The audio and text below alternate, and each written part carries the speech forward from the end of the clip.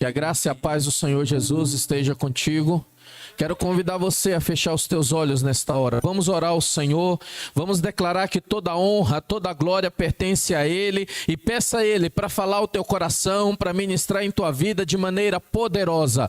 Senhor Deus, Pai Todo-Poderoso, Deus de amor e bondade, Senhor, nós nos reunimos mais uma vez na tua casa para louvar, para bendizer, para exaltar o teu santo nome, porque não há Deus como tu. Só o Senhor é Deus, só o Senhor é digno de toda honra, toda glória e todo louvor, Senhor. Receba a nossa adoração, toda glória, toda honra pertence exclusivamente a Ti, Senhor. Nós Te exaltamos, Senhor. Esta igreja Te adora, aleluia. Nós bendizemos o Teu santo nome, Senhor. Nós engrandecemos a Ti, ó Rei da glória. Por isso nós declaramos que Tu és bem-vindo, Espírito Santo. Tu és bem-vindo neste lugar. Tu és bem-vindo, Senhor, para ministrar em nossos corações, para falar conosco. Ministra o Teu evangelho, nos confronta, Senhor, pela Tua poderosa palavra, Deus amado. Senhor, ministra em nossas vidas. É o que pedimos a Ti nesta hora, em nome do Senhor Jesus. Aleluia, glória a Deus. Irmãos, podem assentar-se. Que a graça e a paz do Senhor Jesus esteja contigo. Uma alegria muito grande poder estar aqui mais uma vez com os irmãos, poder rever aí alguns queridos irmãos que a gente conhece de longa data. Um prazer. Pastor Jesus Roberto batizou a minha mãe. Então, lá em Minas Gerais, isso faz tempo, hein, Pastor Jesus? Então, uma alegria poder estar aqui com vocês, poder louvar o nome do Senhor. Agradecer ao pastor Michel e a equipe pastoral desta igreja pela confiança, que Deus nos dê graça. Vocês estão aqui numa série, um chamado à justiça, um aviso de julgamento. E hoje nós vamos falar sobre o capítulo 2, mais especificamente do capítulo 2, versículo 4 ao versículo 16. E hoje nós vamos falar sobre o julgamento de Judá e Israel. E aí eu já preciso me antecipar, né? Porque o capítulo 2, não sei se você leu em casa, ele é um capítulo pesado contra a igreja do Senhor. Então, assim, na pregação de hoje, nós vamos mexer conosco mesmo. E se porventura você ficar bravo, é melhor você não ficar. Porque se você ficar bravo, você vai ter que convidar o pastor Michel para um churrasco, para um café da tarde. E aí, de quebra, vai ter que levar o Auriedno para participar, para pedir perdão. Então é melhor você não ficar bravo, né? Tá bom? Queria convidar você a abrir a sua Bíblia comigo. Capítulo 2. Nós vamos ler a partir do verso 4. Amós, capítulo 2, a partir do verso 4, que diz assim: Assim diz o Senhor, por 3 transgressões de Judá, e ainda por mais 4, não anularei o castigo, porque rejeitou a lei do Senhor e não obedeceu aos seus decretos, porque se deixou enganar por deuses falsos, deuses que seus antepassados seguiram. Porei fogo em Judá, e as chamas consumirão as fortalezas de Jerusalém. Assim diz o Senhor, por 3 transgressões de Israel, e ainda mais por 4, não anularei o castigo. Vendem por prata o justo, e por um par de sandálias o pobre. Pisam a cabeça dos necessitados, como pisam o pó da terra, e negam justiça ao oprimido. Pai e filho possuem a mesma mulher, e assim profanam o meu santo nome. Inclinam-se diante de qualquer altar, com roupas tomadas como penhor. No templo do seu Deus bebem vinho recebido como multa. Fui eu que destruí os amorreus diante deles, embora fossem altos como cedro e fortes como carvalho. Eu destruí os seus frutos em cima, e as suas raízes embaixo. Eu mesmo tirei vocês do Egito e conduzi por 40 anos no deserto para dar vocês a terra dos amorreus. Também escolhi alguns de seus filhos para serem profetas e alguns de seus jovens para serem nazireus. Não é verdade, povo de Israel, declara o Senhor. Mas vocês fizeram os nazireus beber vinho e ordenaram aos profetas que não profetizassem. Agora então eu os amassei como uma carroça amassa a terra quando carregada de trigo. O ágil não escapará, o forte não reunirá suas forças e o guerreiro não salvará sua vida. O arqueiro não manterá a sua posição, o que corre não se livrará e o cavaleiro não salvará a própria vida. Até mesmo os guerreiros mais corajosos fugirão nus naquele dia, declara o Senhor. Amós. Amós é um vaqueiro, um sertanejo, um caipira. Ele nasceu e foi criado numa aldeia chamada Tecoa, sul de Judá. Cara queimada pelo sol escaldante do sertão empoeirado da Judéia, cuja capital é Jerusalém. Mãos calosas pelo cuidado dos poucos bois e ovelhas, e ainda pela colheita das poucas frutas nativas do ar e do sertão. Para a subsistência da sua família, negocia o queijo, o leite e as frutas com as caravanas que vêm do Oriente Médio, lotada das mais finas e fartas especiarias rumo à capital de Israel. Amós, um jovem que compõe versos e canta sobre a vida em Judá e a vida em Israel com um impressionante realismo. Mas por ora, sua voz e a sua viola ecoam apenas nos ouvidos dos sertanejos. Contudo, Amós é um jovem que ama a Deus, e o Deus de Amós abomina a injustiça e o pecado. Ao mesmo tempo em que acode o desamparado e o necessitado. O Deus de Amós viu a agonia daquele coração jovem e decidiu enviá-lo a pregar na capital israelita. Um vaqueiro pregando em São Paulo. Um vaqueiro pregando em Guarulhos. Consegue imaginar? Ele sabe que não tem prestígio fora do sertão escaldante. Ele sabe que seus ouvintes da capital materialistas e opressores, mas ele ama a Deus. E quando o Senhor o chama, ele diz: eis-me aqui, envia-me a mim. Ele monta no seu cavalo e parte rumo à missão. Chega à grande cidade e logo vai para a praça central. Com a sua violinha e seu sotaque afinado, Amós brada: do monte Sião, em Jerusalém, o Senhor Deus fala alto. E a sua voz parece o trovão. Os pastos murcham e tudo seca no Monte Carmelo. As pessoas que passavam pararam, viraram-se para o estranho personagem. Todos ouviram: Deus vai falar alto como um trovão. Amós então se apruma, apoia bem a viola no corpo e prega contra Damasco, Gaza, Tiro, Edom, Amob e Moabe. Vocês já ouviram sábado passado sobre isso.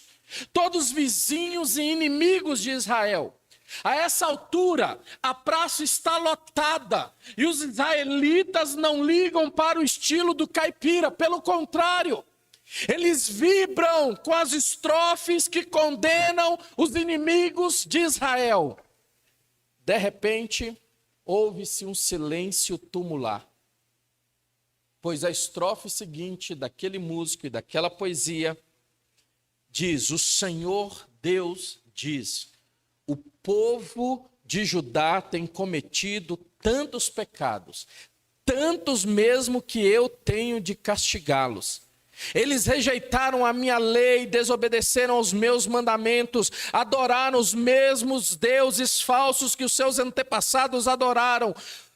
O silêncio dos israelitas agora é compreensível. Esse vaqueiro prega contra o seu próprio povo?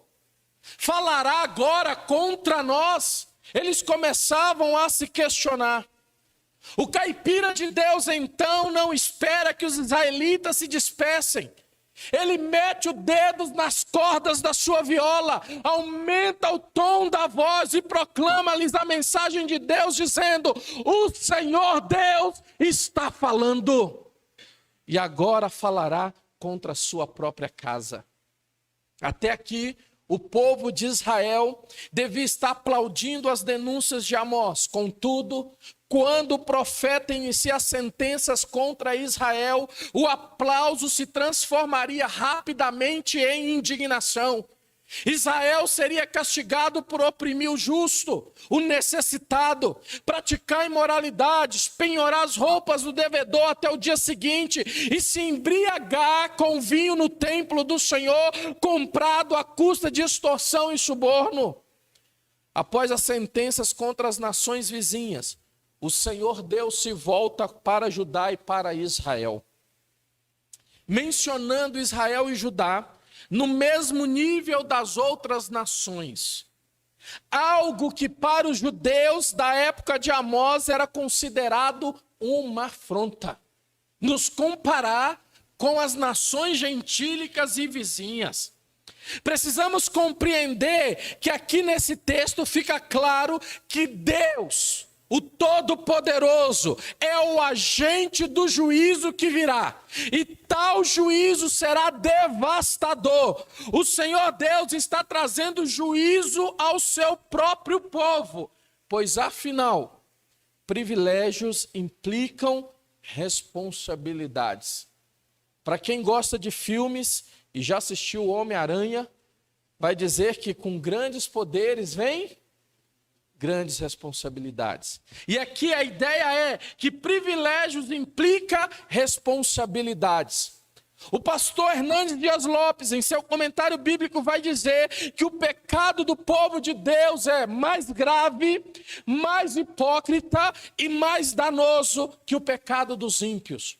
Por quê? Porque ele é mais grave, porque o povo peca, apesar de ter conhecimento da palavra.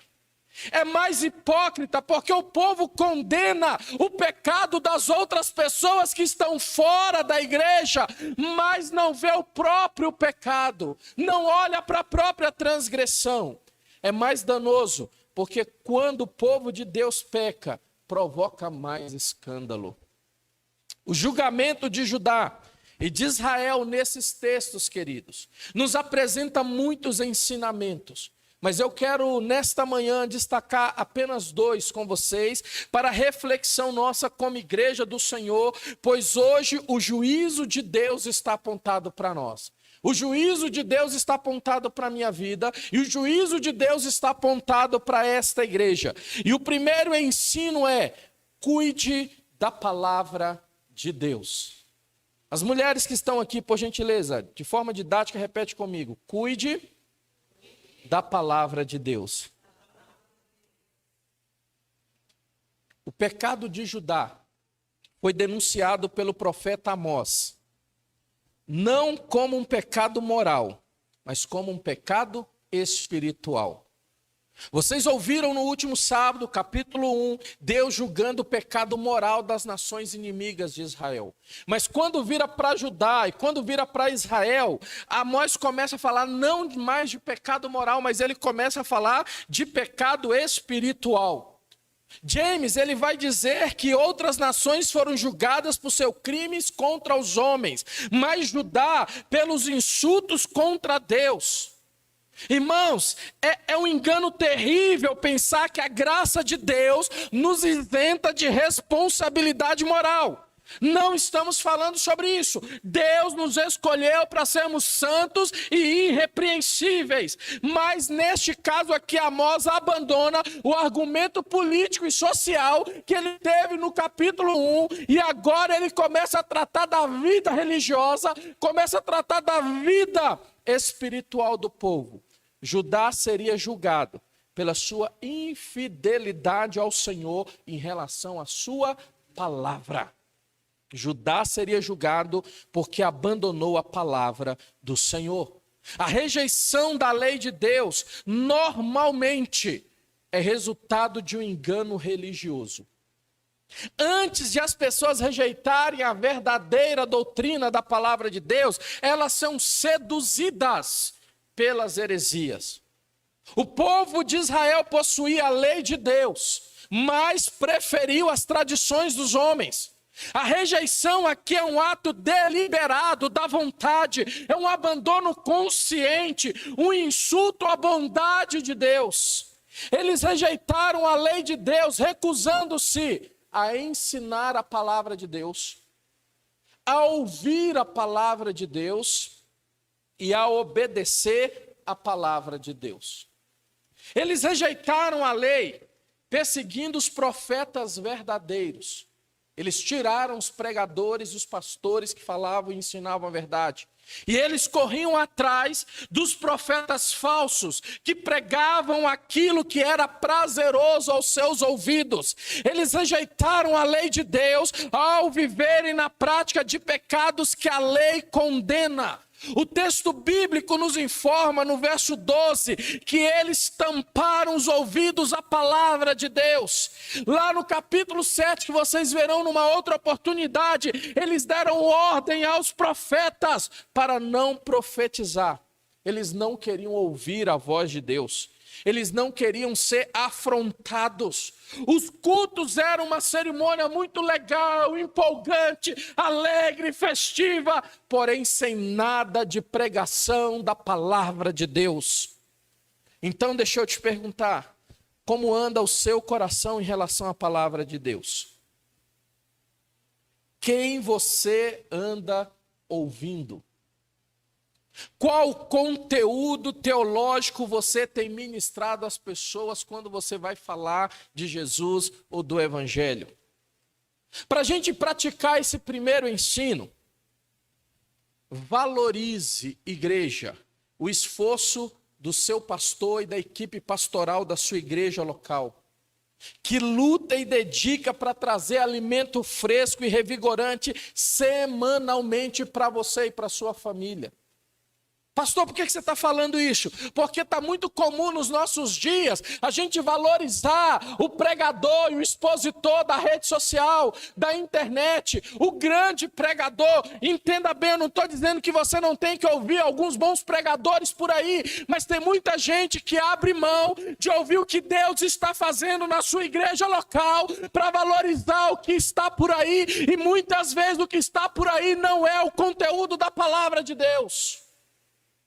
Muitas vezes o que está por aí é uma teologia humanista, uma teologia baseada numa teologia da prosperidade, baseada numa sociologia.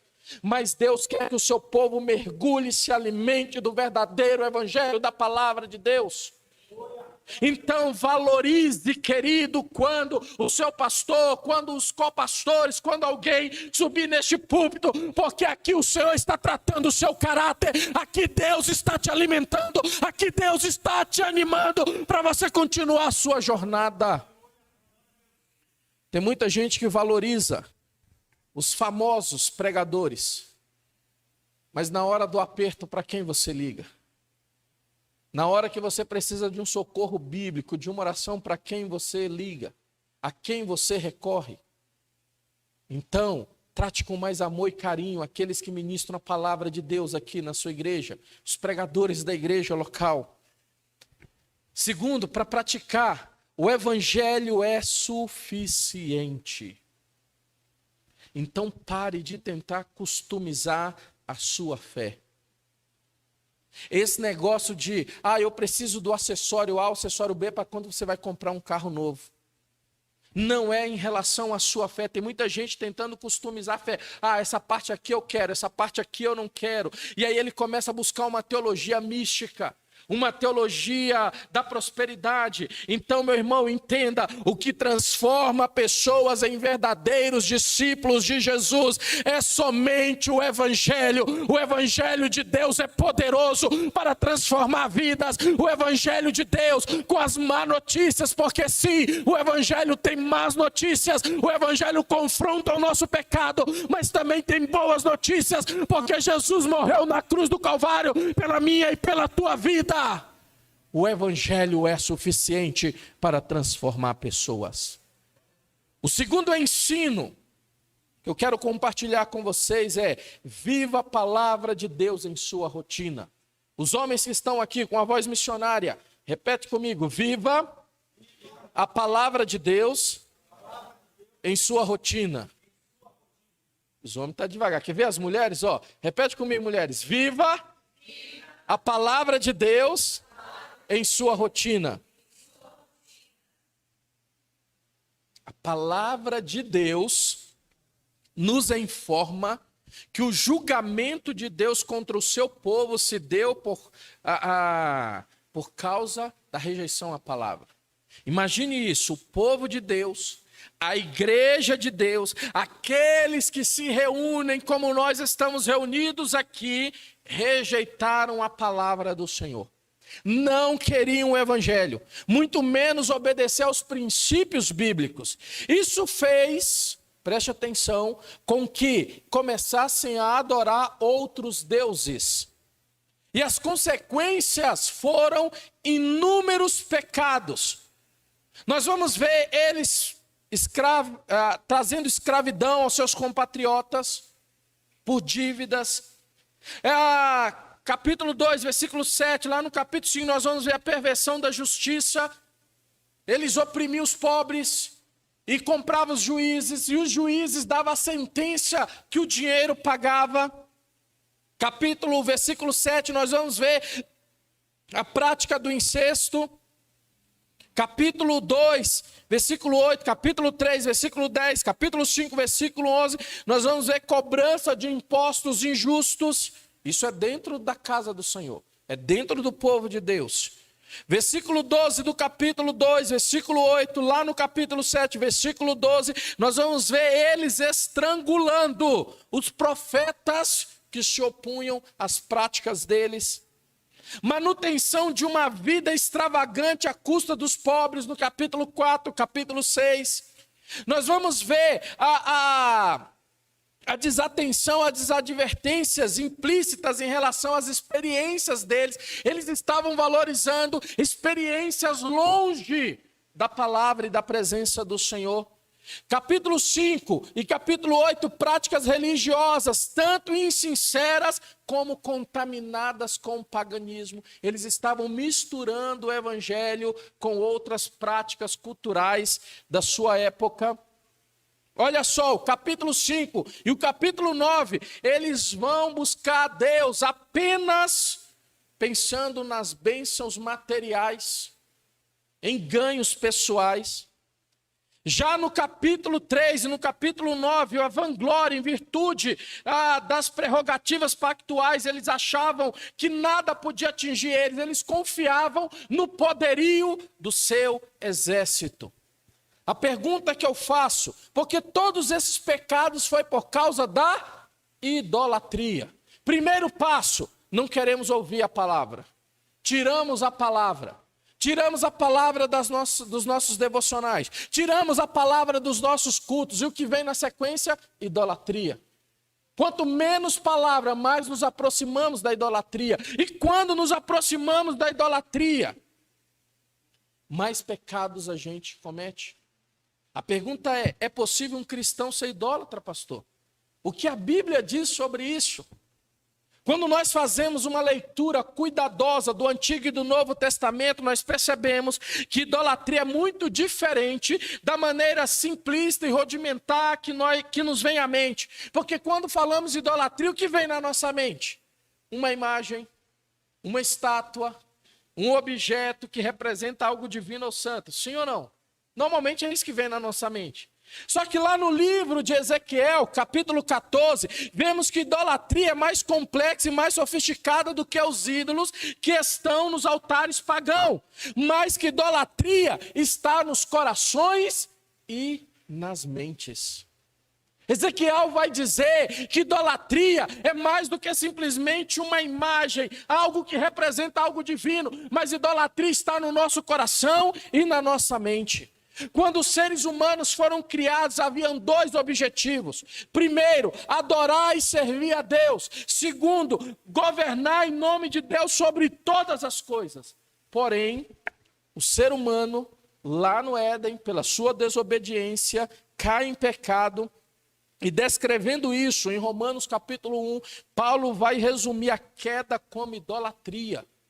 Paulo vai tratar a queda do homem no jardim do Éden como idolatria. E olha o que ele diz, versículo 23, versículo 25. Trocaram a grandeza do Deus imortal por imagens de seres humanos mortais. Trocaram a verdade sobre Deus pela mentira. Deste modo, adoraram e serviram coisas que Deus criou em lugar do Criador.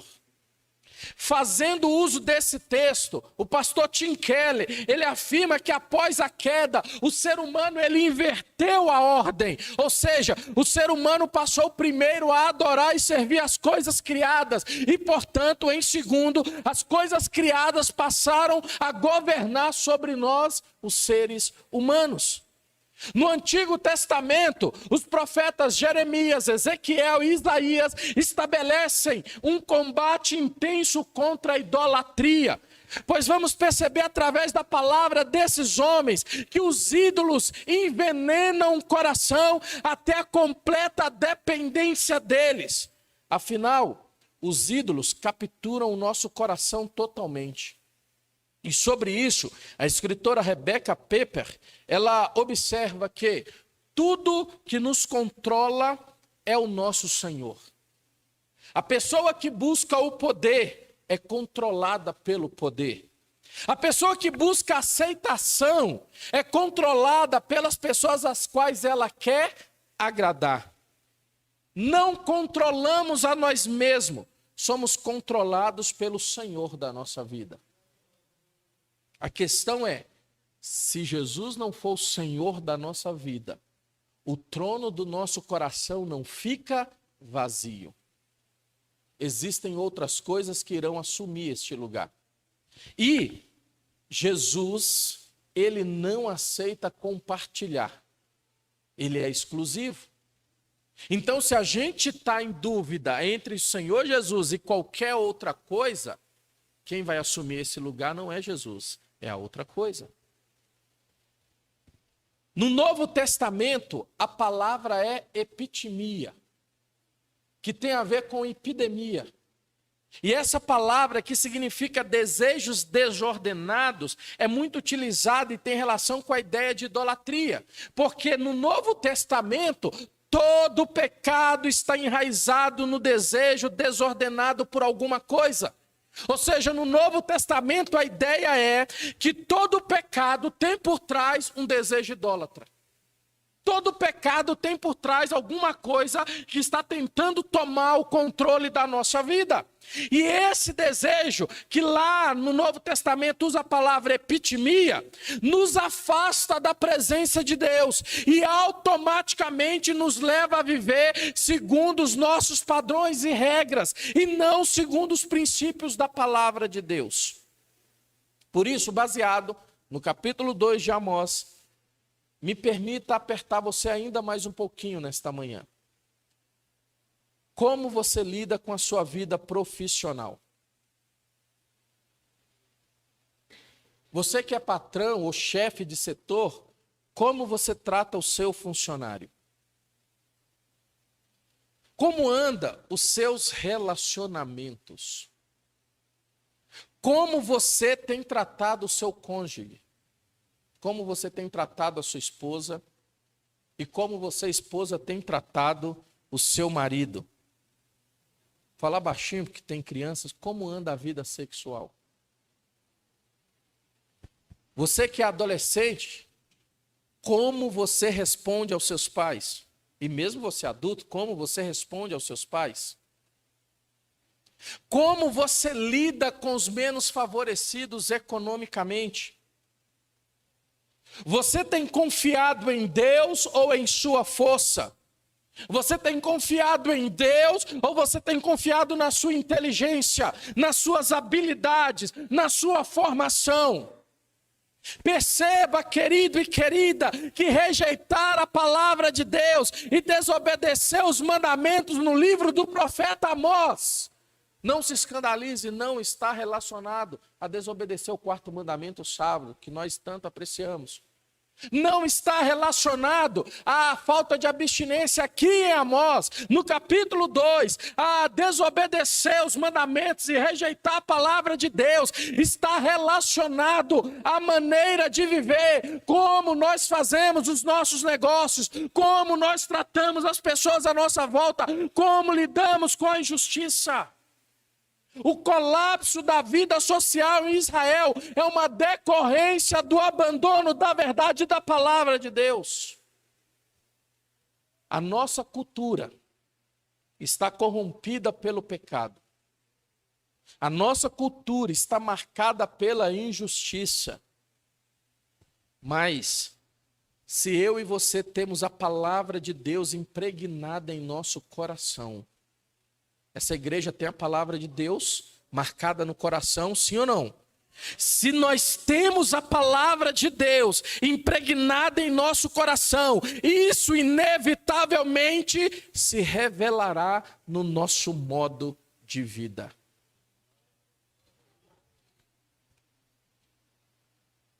Não fique impressionado apenas com o glória a Deus e o aleluia de alguém no momento do culto. Não fique impressionado com a maneira como Deus usa a pessoa para profetizar, para orar, para fazer algumas coisas, para tocar, para cantar. A gente precisa se impressionar cada vez mais como homens de Deus tratam as suas esposas com amor, com carinho e com dedicação. Pastor, você está falando isso é porque você não conhece a minha mulher. Ontem foi dia da mulher, né? Eu tenho 3 em casa. E aí talvez você precise orar e falar: Deus, me ajuda a ter paciência. Pega um copo d'água, bebe, respira fundo, e depois que passar a bronca, vai conversar. Nós precisamos nos impressionar cada vez mais como as mulheres de Deus da igreja tratam seus maridos. Sabe aquele negócio de, porque o irmão tal, o outro faz isso? Não honra o teu marido. Honra o homem que Deus colocou na sua vida. Nós precisamos nos impressionar, não como os jovens plantam bananeira na presença de Deus e pulam. Nós precisamos nos impressionar como o evangelho tem entrado na vida dos adolescentes dessa igreja, como eles tratam os pais, como eles tratam os mais velhos, como eles vivem a vida fora do ambiente da igreja. Porque, irmãos, entenda bem, eu não estou dizendo que a gente não tem que orar, que o Espírito Santo de Deus não pode falar em nosso meio, e se Ele quiser, Ele vai falar hoje, Ele vai agir, Ele vai quebrantar os nossos corações, porque o Espírito Santo de Deus é bem-vindo neste lugar. Só que a presença do Espírito Santo neste lugar precisa nos levar a mergulhar na palavra de Deus. E ao mergulhar na palavra de Deus, a gente vai para o trabalho, e a gente é um profissional melhor, e a gente é um chefe melhor, e a gente vai para a nossa casa e a gente é um marido melhor, e a esposa começa a olhar para você e ver diferença, e o esposo começa a olhar para você e ver diferença. O pai começa a olhar para si e fala: Deus está agindo na vida dos meus filhos. Deus está transformando o coração deles. A maneira como a gente vive a vida, na escola, na faculdade, no trabalho, com os vizinhos, revela como o evangelho tem sido importante na nossa vida. É por isso que Paulo, em Romanos 8:5, ele vai dizer: porque as pessoas que vivem de acordo com a natureza humana têm a mente controlada por essa mesma natureza, mas as que vivem de acordo com o Espírito de Deus têm a sua mente controlada pelo Espírito. Quando você chega em casa, no almoço sábado, como tem sido a conversa? Eu sei que isso não acontece aqui no Vila Rio, só acontece no Alvorada, mas é muito comum a gente chegar, às vezes no carro, mas chega para almoçar sábado, hora, começa a almoçar em família e começa a dizer, o pastor hoje, não está dando. O músico hoje, nossa, você viu, os irmãos desafinou, não aguento mais. Aquele pastor que vem, fala alto e grita, não aguento, meus ouvidos estavam quase estourando. E aí a gente começa a reclamar. E o filho está na mesa sentado, ouvindo. Aí ele começa a crescer. Aí ele sai. E aí a gente vem depois e diz assim, eu criei esse menino na igreja, mas agora não quer mais. Lógico, todo sábado depois no almoço, como era a conversa. Quem vive de acordo com o Espírito de Deus tem a mente controlada pelo Espírito. Ele até vê erros, mas ele caminha os erros e os ajustes para o local correto. Romanos 12:1. Não se amoldem ao padrão deste mundo. Lá em casa a gente não assiste, mas a gente vive no Instagram bombardeado, onde está, sobre principalmente o BBB. E qual é o padrão da cultura do mundo? É aquilo lá. Traição, um querendo passar por cima do outro, mentiras, agressões. A palavra de Deus vem e diz, IAP Vila Rio, promessa Vila Rio, não se amoldem ao padrão deste mundo, não se pareça com a cultura deste mundo, mas transformem-se pela renovação da sua mente, porque a minha mente, a sua mente é controlada por quem? Pelo Espírito Santo do Senhor nosso Deus, para que sejam capazes de experimentar e comprovar a boa, agradável e perfeita vontade de Deus. Para a gente praticar esse segundo ensino, não se escandalize, mas identifique quais são os ídolos na sua vida. Tem muita gente que está dentro da igreja, mas o time de futebol tem prioridade em Deus. Tem muita gente que está na igreja, mas o seu casamento tem prioridade em relação a Deus. E eu não estou dizendo que você não deva priorizar o seu relacionamento em detrimento da igreja, não. Estou dizendo que Deus precisa estar em primeiro lugar. É Deus, família e igreja. Eu estou dizendo que se o Senhor não estiver em primeiro lugar, alguma coisa está errada. Deixa eu mexer com as mães aqui, principalmente as mães. Tem pais também, mas as mães. Tem mães que amam tanto os seus filhos, que os seus filhos começaram a se tornar um ídolo na sua vida. O menino faz tudo de errado, mas ela briga com todo mundo como se o menino estivesse certo. Identifique quais são os ídolos. Pastor, eu não tenho nenhum desses aí que você falou, mas talvez você está baseado na cultura e você quer ser o melhor profissional. Pastor, e tem alguma coisa errada nisso? Não. Agora, o problema é quando a gente começa a buscar isso e começa a abandonar a presença de Deus, abandona os cultos, abandona as orações e começa a fazer tudo isso para ser o melhor profissional da empresa, porque a sua carreira profissional está em primeiro lugar. Talvez essa carreira seja um ídolo na sua vida. Perceba que eu estou falando de coisas boas, não de coisas ruins. Mas até coisas boas podem se tornar um ídolo em nosso coração. Como a Amós está falando conosco, igreja, deixa eu mexer. Tem gente que ele congrega e serve a Deus, mas ele não faz isso porque ama a Deus. Ele faz isso porque ele tem uma função na igreja. Ele tem um cargo na igreja. Ele toca algum instrumento. Ele ministra alguma coisa. Se tirar isso dele, ele não congrega mais, ele não ora mais, ele não canta mais. Talvez a função que você está exercendo na igreja para o Senhor, o serviço que você está prestando ao Senhor, tem se tornado um ídolo na sua vida. E aí a gente precisa identificar. Mas além de identificar, a gente precisa eliminar os ídolos da nossa vida. Porque quem precisa reinar em nosso coração precisa ser aquele que é todo poderoso, aquele que veio a este mundo, passou entre nós, morreu na cruz do Calvário pelos nossos pecados, ressuscitou depois de 3 dias e em breve voltará para buscar essa igreja. Ele precisa reinar em nosso coração. Ele é o Senhor dessa igreja. Ele é o Senhor da tua casa. Ele é o Senhor do teu casamento. Ele é o Senhor da tua vida profissional. Ele é o Senhor do teu namoro. Ele é o Senhor do teu noivado. Ele é o Senhor desta igreja. O que você pode mudar na sua rotina para que a palavra de Deus seja real e verdadeira?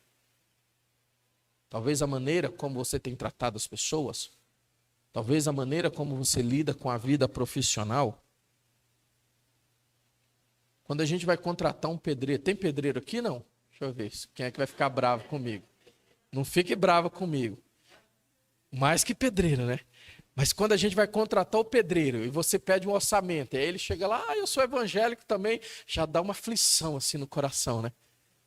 Porque, infelizmente, muitos que se dizem cristãos vão lá, pegam um serviço aqui, pega outro ali, pega outro lá, passa para receber, não faz o serviço, passa no outro para receber, não faz o serviço. A obra que é de 1 mês dura 3 meses. Não faça isso. Você é servo do Senhor Jesus. E a maneira como você lida com os negócios revela que Deus está no controle da tua vida. Tem funcionário público aqui? Não. Tem alguns, né? Pelos risos. Na nossa cultura diz que o funcionário público não trabalha, não enrola, morcego. Você é servo do Deus vivo e todo-poderoso. Então, mesmo como funcionário público, lá você é um exemplo. E lá você pode glorificar a Deus se você for um exemplo no serviço público. Deus será glorificado pela tua vida. E quando alguém perguntar, por que você faz isso? Porque Jesus reina no meu coração. Por que você é assim? Porque Jesus reina em minha vida. Então, o que você pode mudar na sua vida? E para a gente orar, nos versículos 9 a 11, Deus relembra o povo do seu amor e do seu cuidado. Eu tirei vocês do Egito. Eu venci os povos à sua volta. Deus mostra como ele tem uma mão forte e poderosa. Deus mostra que tirou eles da escravidão. Deus escolheu soberana e graciosamente o povo de Israel. O que Deus está nos lembrando, e eu queria convidar você a ficar em pé, por gentileza. Deus está nos lembrando hoje que mesmo no juízo há esperança. O capítulo 2 é forte, é difícil. Bate em mim, bate em você. Mas Deus também está nos lembrando que mesmo no tempo do julgamento, do juízo, há esperança. Porque é possível arrepender, é possível mudar de postura, pois o Senhor Jesus se entregou pela nossa vida e nos libertou do pecado. Amém? Você não é escravo do pecado. Você foi chamado para ser livre. E ele escreveu o meu e o seu nome no livro da vida.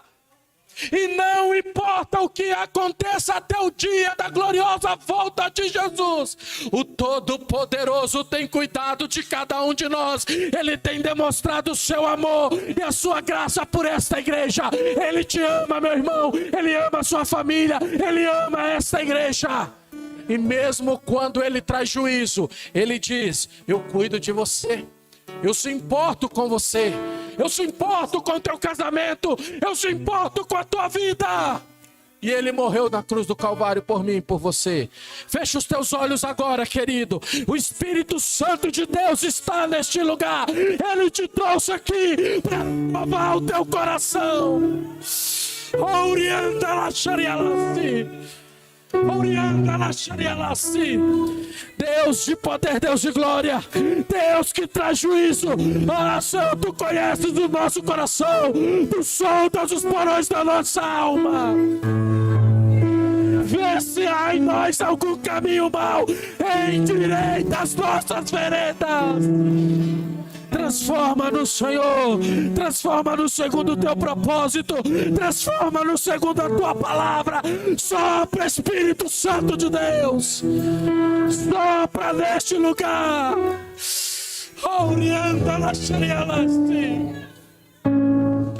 Passeia no meio da tua igreja, Senhor. Quebranta os nossos corações, a começar pela minha vida. Pega os pastores desta igreja, pega os diáconos e as diaconitas. Começa a quebrantar agora, Senhor.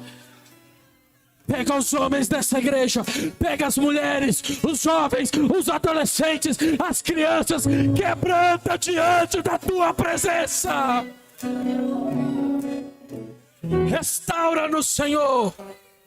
E aquilo que estivermos fazendo de errado, traz claramente a nossa mente, endireita as nossas veredas, meu Deus. Senhor, pois sabemos que o teu amor e o teu cuidado é real. O Senhor se importa conosco. O Senhor tem cuidado desta igreja. Senhor, passeia no meio das famílias. Vai neste casamento agora e coloca a tua mão de poder. Restaura agora, Senhor. Aumenta o diálogo, aumenta a compreensão, aumenta o amor. Coloque a tua mão de poder. Restaura a vida deste filho e desta filha que te perdeu, que está nas drogas. Coloca a tua mão agora, traz libertação. Este irmão e esta irmã, Senhor, que está desanimado, que está pensando em desistir, que está pensando em abandonar a fé, toca com brasa viva do altar agora, renova a fé, restaura a esperança, meu Deus. Sopra, Espírito Santo de Deus, trata os nossos corações, age no meio da tua igreja. Aleluia.